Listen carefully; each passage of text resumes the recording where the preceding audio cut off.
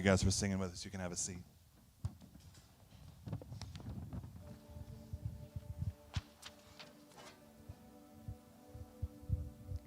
Good morning, everyone.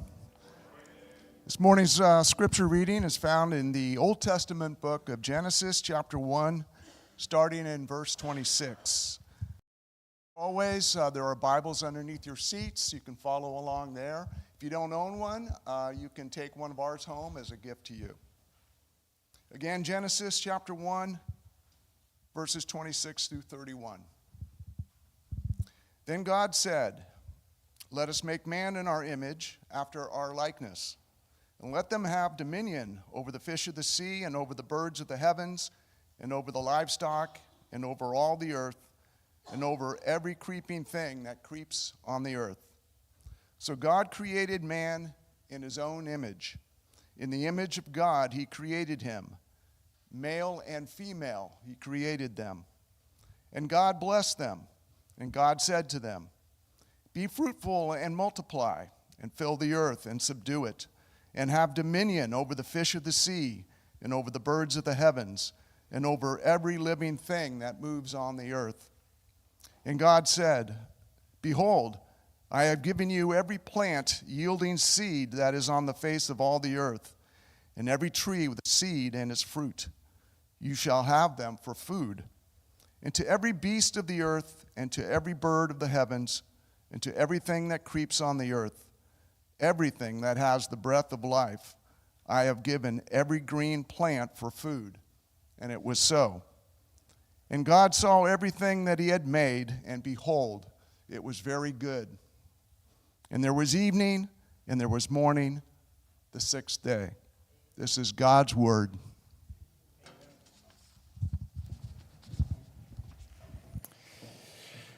We are, each Sunday up till Easter, we're going to be taking Genesis at face value. And here's what I mean by that. Genesis is the very first word in the Bible, and it literally means origin. So right away we hear origin. So taking Genesis at face value is to look to it for what it calls itself, which is origins. So when you or someone you know says, "Man, I just don't know what's got into people," or I don't know why the world is the way it is, or why things are the way they are, Genesis, it's got answers. It rather wisely, occasionally tragically, often hopefully reveals to us the origins of things, so we should go to it for those things. So each week we'll mine Genesis for why something is and what I do in response to that, given that I'm made in God's image, as a person in God's image. That's how we'll spend each week together. Why something is, and what do I do? What I do in response. So last week we mined Genesis for the origin of origins, God himself. Why is anything? Why is anything? And then we began to discover some surprising origins along the way you wouldn't expect from a dusty old book that's often left on a bedside table. And that is, for example, why science? Why art? We saw why societies are best changed through small teams. And this week, we look at the origin of us, you and me, humans. The origin of us. Again, we're going to have some surprising present-day realities that be traced back all the way to humanity's origin story.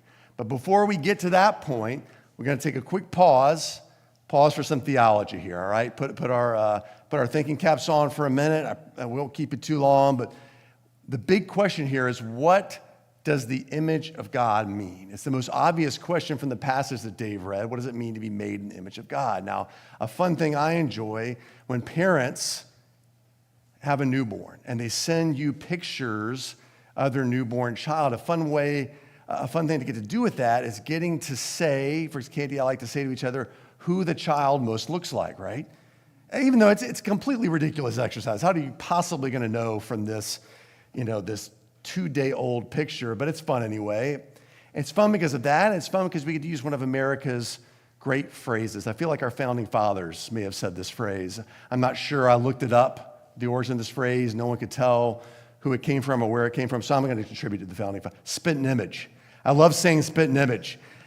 Or say he or she is a spitting image of their mom, or Usually it's the eyes, it's the ears, it's the nose, it's the face. Eventually it's the shape of the person. As they grow out a little bit, they're a spitting image. So people have said that our youngest son, Gage, is a spitting image of his mom, and Mason is more of a spitting image of me. Either way, it's a real downer for our eldest son because you take my image, add some spit, and apparently you get Mason. I mean, according to that logic, right? That's what you get. That's who he is. Glad he's not here today to hear this. Anyhow, but what about God? What about the offspring of God? Who do they look like? Because God is spirit, and as such, he doesn't have a nose, he doesn't have a mouth, he doesn't have ears or a shape that can contain him.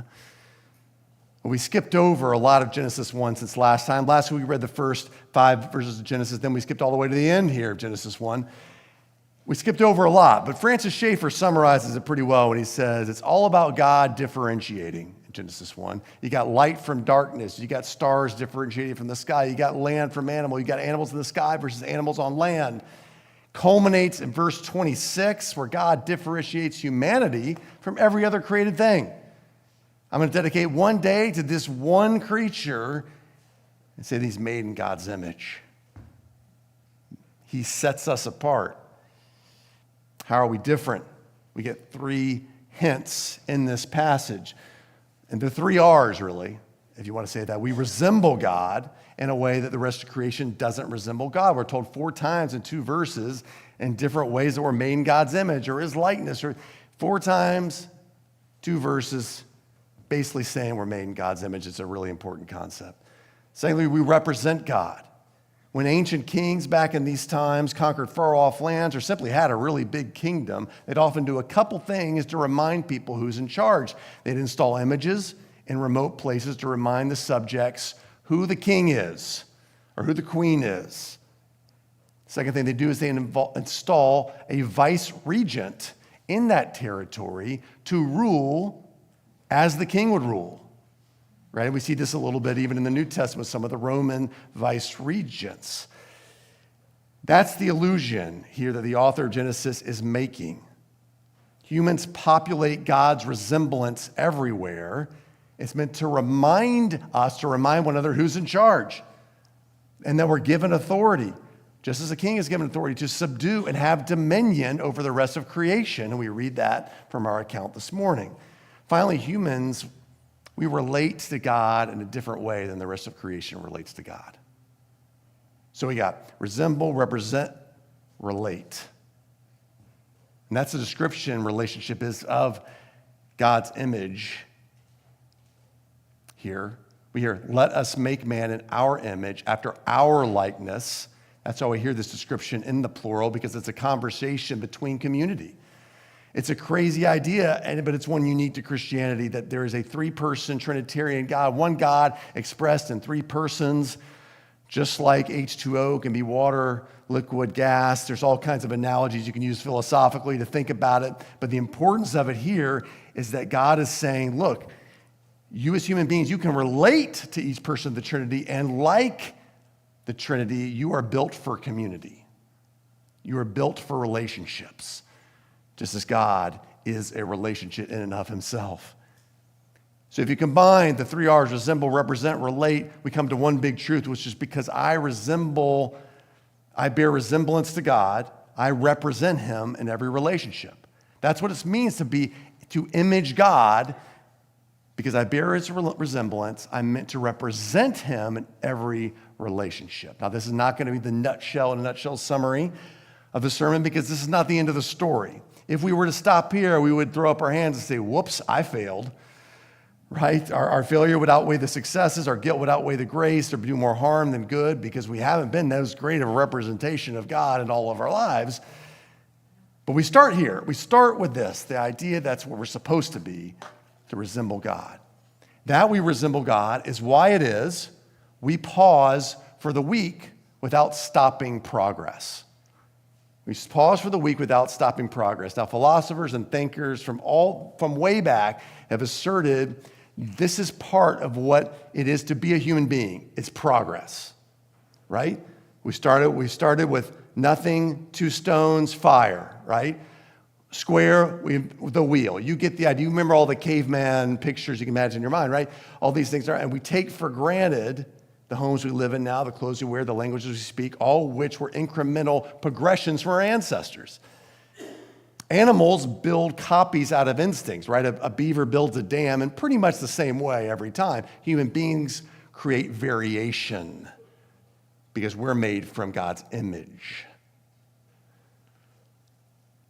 And that's a wonderful thing.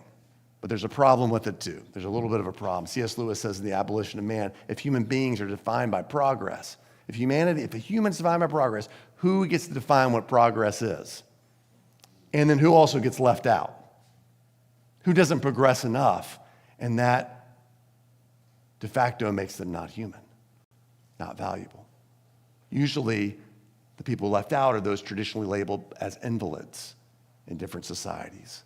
Some who are born with some limitation or have some limitation that significantly hinders their function, right? In society and relationships, etc. Ancient Greek and Roman families were so small. Did you know they were very small? On modern practices, ancient Greek and Roman families, they were so small because of infanticide. Babies born with some disability, could be even small. We let it go, usually by drowning. It's terrible. And obviously that's not you and me, but still, we have a tendency to overlook those with significant weaknesses, right? Those who don't have the same potential as someone else, we might move past them. We don't ask them to help. We don't look necessarily to them for relationship in the same way that we do with others. But what we're told here is that every person resembles God just in their being, not in their potential, which means we can't leave anyone behind. Too often we look to people just how they can be used, that's how society sets things up. Do they have potential? But we're told here in God's word they're valuable because they are, because God has made them. That's why the early Christians didn't just condemn the abandonment of children to infanticide, but they took castaways into their home and adopted them. And you can look in the later Roman period at the literature of emperors and leaders praising Christians, ashamed that their own people aren't doing this, but Christians are taking people in, even if they have no potential to their lives, because everyone's made in God's image. In fact, progress in education and medicine and making it more available to all are driven primarily by Christians because they don't want anyone to be left behind. We know it's still possible that you can make progress with compassion today. Those things can be inclusive. They're not mutually exclusive, as someone have you think. My nephew asked me this summer, our whole family's sitting around in a quiet moment. My nephew just casually asked me, "Hey, Uncle Ryan, why does the Bible seem to be kind of socialist?" It's like, oh, dude, super provocative in front of my ideologically diverse family. Thanks, dude, for putting me in this situation. Wonderful. So but I didn't want to avoid the question, right? So I gave some examples. Starting in Acts, I moved to the Old Testament, and the way I summarized it was, look, I think God's ideal economy would be highly regulated capitalism, right? So, for example, you got to own land in the Old Testament. It was yours. But that land you owned, you didn't harvest it all the way to the edge, to the end. You left some so that the poor in the community could come and glean from it and take from it. Because you could actually, you can make money and have compassion at the same time. Another example is you could buy land from a struggling family in the Old Testament, but after 49 years, you were to give it back to that struggling family as an act of mercy. Crazy idea, right? But Christians can't say, pedal to the metal progress, wide open market at any cost. We can't say that. We can say, look, progress steadily and pause for the weak and vulnerable. Consider them, think of them, generous with them. If we don't define human beings by the image of God, we don't have any guidelines for treating the weak and vulnerable. If we judge people by potential, what is enough for them to be worthwhile, to be valuable, to be included? No, they should be that because they're made in God's image, and we need to pause for them. Being made in God's image, we also represent God. That's why it is I like dogs. You might not have seen this coming this morning in the sermon that Ryan's going to talk about dogs. I'm not going to talk about dogs going to heaven or anything like that, or I'm not going to answer that theological question for you, but it's why people like dogs. Let me explain this. This will be a quick point, but I want to address a personal point first. Some of you are like, Ryan, I know personally you don't like dogs. You've come into my house, you try not to pet them. I like dogs. I don't like their dander. When I pet some of your dogs, especially the ones that have hair all over the sofa, the next morning I wake up and I can barely see out of my eyes. That's my issue. That's my only issue with dogs. All right, I'm going to get that out of the way. All right. Most those of us who like dogs, how many of you like dogs? Come on, raise your hand. Almost everybody likes dogs. All right. Those of you who like dogs mostly like them for the relationship, but that can't be the only reason why. You also like them because we can train them to sit, and they'll sit. With a command, they'll come to us whenever we call them to come to us, and they'll hop in the car right away. You're called that dog's master or owner. These are things like, we can't do any of those things with fellow human beings, right? It would be, if you did that, it would be pathological, right? If you came to me and said, hey, Ryan, come to the car, right? I mean, we probably wouldn't have a friendship anymore. Let's put it that way if you were totally sincere. I mean, yeah, it's just not right. But we have those instincts towards a dog because as God's representatives in his stead, we have dominion over, it says here in the word, every creeping thing that creeps on the earth. We are to subdue it. This is language used of kings and vice regents acting in their stead, which means you're meant to train and command dogs. It's one of the reasons you like them. Otherwise, you only have relations with humans who are unpredictable and they can't be controlled or trained, et cetera. All right, you get it. That same idea of rule and dominion as God's representative is why it is also, I have a back and forth relationship with nature. So you guys get this idea of rule and dominion on its face sounds oppressive, but given the fact that sin has not yet entered the world here in Genesis chapter 1, this account that we read here is proof there can be rule with respect. There can be hierarchy with care. And it turns out that's the picture we get in verses 29 and 30. We're told that man is sharing with animals plants for food. They're sharing the same food source, and yet man is in charge of the means of production. We're also told here he gets the seeds. He gets the seeds to hand out, to disperse as he sees fit. Animals don't get that, right? So what does that tension look like today of being in charge and yet caring at the same time? So this last year, Kate and I purchased, for the first time ever for either of us, we've got to purchase our first ever new car. All right, and we did a lot of research. By the way, that was with some gracious help. We bought our first one, and it was a hybrid.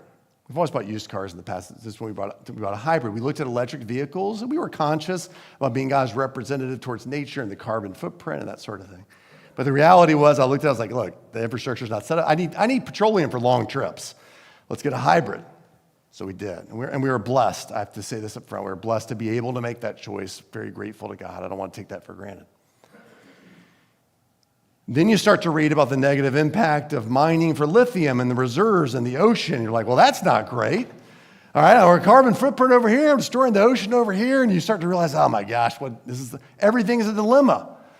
Everything's a dilemma. And when we have a dilemma, when it comes especially to nature and creation and things, we use the temptation is just to get rid of the tension and say, well, shoot then, I might as well just do what's best for me. That should be my I'm going to make this real simple, do what's best for me. Number one here, right? But we should live in that tension. We should be asking constantly, what is good for me, but in a way that doesn't exploit nature? It's a good thing. John Calvin, C.S. Lewis, G.K. Chesterton were among the Christian thinkers who thought this way, that nature's not our mother, it's our sister. Nature's our sister. And as our sister, C.S. Lewis calls nature our sparring partner, right? I had an older sister. She often lovingly fought, right, over things. Often had tension. Sometimes we still do every once in a while. Not much. But this instinct that nature's given to us to cultivate for our good, but also we're supposed to steward it properly and care for it, that tension is right here in Genesis 1. That's why we feel it. That's why the paper plastic debate, whatever, we feel it because of Genesis chapter 1.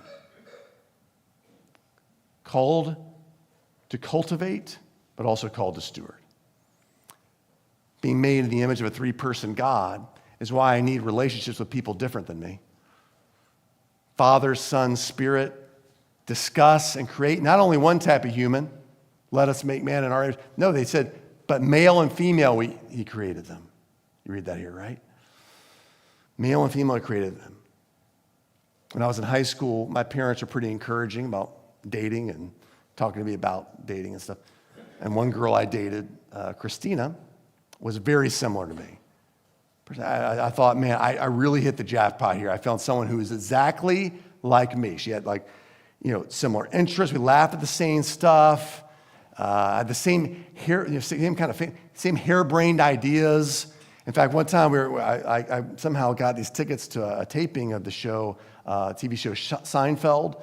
And so I took her to go with me. And right when we got in the car, we had the same idea. It was crazy. We both had the idea separately to practice how we're going to laugh beforehand so that later when the show was on TV, we could hear our laughs on television. And so we got in the car. I was like, are you thinking about your laughter? He said, yeah, maybe too. So we practiced our laugh in the same way. We were on the same page, and it was so comfortable, but it got old. It got old. One day she actually said to me, hey, I think we're maybe too similar. And I was like, man, I'm so glad you said that. It was like the world's first mutual breakup. It was wonderful. And it turns out being with myself gets a little old. There's no growth, right? There's no growth. There's no one to round us into becoming a more whole and mature person if we're only with people who are just like us. More on that in a minute here. But being made in God's relational image is also why it is I feel spontaneous gratitude from time to time. Right? And you all know this feeling like it's July and you walk by a blackberry bush and you just grab them. And you stand and you grab one that's just right and you bite into it. Or you feel a breeze under the canopy of a redwood tree. Or you head out further west to Bodega Head and you get to enjoy a sunset. And you just have this feeling welling up in you of gratitude. G.K. Chesterton once said, the worst moment for an atheist is when he feels a profound sense of gratitude and has no one to thank. Because gratitude is intrinsically relational. It's intrinsically personal. And you might object and say, wait a minute, I've heard people, and I do this, Ryan, I think the universe. You maybe heard people say this before, I think the universe. But such gratitude is not at all personal. In fact, it's very impersonal. If the universe is the origin of all things, then you believe the result in the universe, every result is random. It's the product of evolutionary chance. It is, in fact, impersonal. Gratitude is other-directed, person-directed, and that is because you are made in the image of a three-person God who's meant to be thanked. He's relational. Here's the problem. We're not always grateful. We tend to choose ourselves in relationships. We exploit nature for our maximum good. We prefer to try to run the way the world tells us to run, which is progress as far as you can and make as much money as you can. When people question you, just say, well, I'm just doing it for generational wealth, right? In other words, we fall far short of representing God in all our relationships as his image bearer. And so a number of millennia later, however long it was, another image bearer comes along who represents God perfectly and in every relationship. His close friend John says of him that no one's ever seen God. Remember, God's invisible. He can't be seen. What's his image? The only God, Jesus, who's at the Father's side, he has made him known. That phrase, made him known, comes from the Greek word for translate. A great way to think of it is God's this foreign language that no one can decipher. Here comes Jesus as the Google translation of him to understand him for the first time. His most famous follower, Paul, says it more bluntly. Christ is the visible image of the invisible God. And then Jesus, one time in his ministry, one time when he was on earth that we know of, talked about God's image. He talked about God's likeness from Genesis 1:26 on one occasion. Does anyone know what that occasion is? No? Good guess? You know what that occasion is. He talks specifically about God's image being his likeness. He refers to a likeness of something. Okay. I'll tell you when it was. The Sanhedrin, this political religious group, sends a group of Herodians and Pharisees to see if Jesus, what's his political stance on paying taxes. So Jesus takes an average day's wage, a coin, a denarius, and on one side of the denarius is Tiberius Caesar. Because remember, putting your name, putting your image on a coin was a way of propagating the king's image, remind people who's in charge, right? And so Caesar was on one half of this coin. And so Jesus says to everybody standing around, whose image is this? Whose likeness is this? And they say, well, Caesar's. And then Jesus says to them, render to Caesar the things that are Caesar, render to God's. Do unto God what is God's. And it says they marveled at him. They marveled at the teaching. Why do they marvel? They marvel because this statement, yes, it's been rightly used that Jesus doesn't condemn government and we should pay our taxes, but that's the least of it. Jesus is really trying to say here, his main point is just as you give back to Caesar the things that are made in his image, that coin, that tax, give back to God yourself who is made in his image. Give back to God your image. You're worried about all this other stuff. Worry about how you give back to God his image, how he's created you. Lay down your rights to represent God through subduing and exercising dominion. Lay down your rights to relationships on your own terms. Lay down your progress at all costs. Render to God what is God's. Give back what he's given you. The ultimate image bearer represented his Father by laying down his rights in every relationship, by giving in every relationship, giving back to God, trusting with that. He laid down his rights in every relationship. Jesus sacrificially paused for the weak without stopping progress.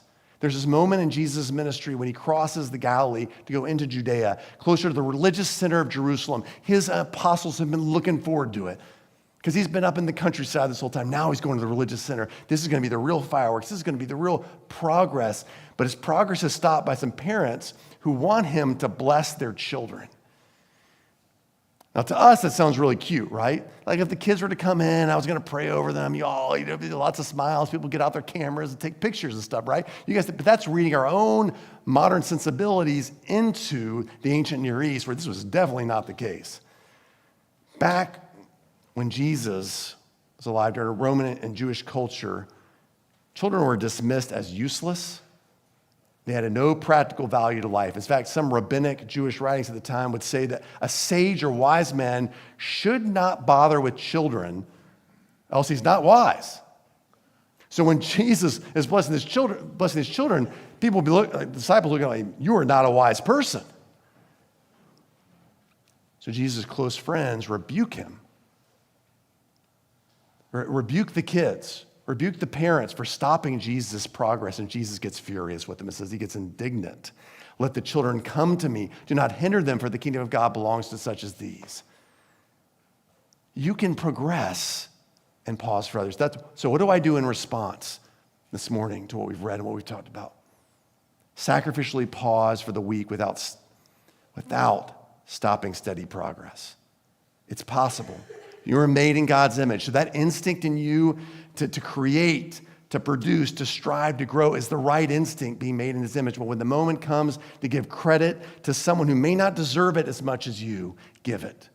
And when the moment comes to radically give to what your striving earned, to lift up someone who can no longer earn, lay down your rights as Jesus laid down his. I know that's the right. You have the right to that money. You have the right to that resource. You have the right to that credit. Lay it down, just as Jesus laid down his. Jesus could have exercised dominion by subduing everyone and everything around him. Once he was laying down this right, Peter grabs a sword and tries to take it back. Jesus responds by saying, don't you know my power and my rights? The Father and I could have summoned 12 legions of angels, he says. But Jesus laid down his rights so that not only us, but all of creation could be redeemed and restored and renewed. The New Testament says, as an image bearer made to represent God's rule, Genesis 1 says you have the right to use nature for your good. And yet Jesus says, render back to God's what is God's. And trust him to provide the rest. Right, just as the Father raised Jesus from the dead, he'll raise up exactly what you need from what you lay down. What can I do in response? Make some sacrificial choices in my relationship with nature. I'm not going to tell you exactly how to do that. I'm not saying you have to go all out to do that, because there's supposed to be a tension there. We'll talk about that more when we get to Noah. But the second, maybe it's the second car in your family is more fuel efficient. Maybe not all 3 cars in your family have to be trucks, right? I don't know. Maybe use what's better for the soil, but less cost-effective fertilizer and pesticides. I don't know. Maybe you feed your pets something healthier. Maybe you take an extra few seconds to find the recycling bin. I've been guilty of this, especially when I'm in public or I'm with other people. I'll look around, I don't see it, I'll just throw it in the trash. I don't really give it a second look. But that can change. I should feel tension. I should feel a little guilty when I do that. Because I have a relationship not only to cultivate nature, but to steward it. Here in Genesis 1. And I'm not saying something today you don't already know, where I'll tell you that our nation and the relationships therein is ideologically, politically divided. So much is, by the way, is political now, right? What you wear, the music you listen to, what you drive, the words or phrases you use. It's like we start to, everything's in a political category. I think we all hate this. People don't bother to talk on either side. And that's the real divide in relationships, isn't it? The real divide in relationships isn't like DEI and borders. Not in real relationships. That's like Washington stuff. Here, the real divide is that we don't talk. We don't talk with people who are on the other side. And even at PCC, like, we gravitate towards this. I see it. I see it in who you walk to after church and like people you sit with and things like that. We gravitate, I believe, a little more comfortable, experience a little less friction over here. What do I do in response to what Jesus did? Lay down your right, friends, to remain relationally comfortable. Jesus loved Judas. Think about that for a minute. Do you remember? 3 years. Jesus welcomed Judas into his closest family, into his inner circle. For 3 years, he watched him help himself to the money purse. He waited to be betrayed by Judas, be betrayed to a death at Judas's hands. A relationship that ultimately caused Jesus to literally lay down his life. So here's the message in a nutshell. I best represent God in every relationship by laying down my rights as the ultimate image bearer laid down his and trusted his Father to raise it up again. Let's pray.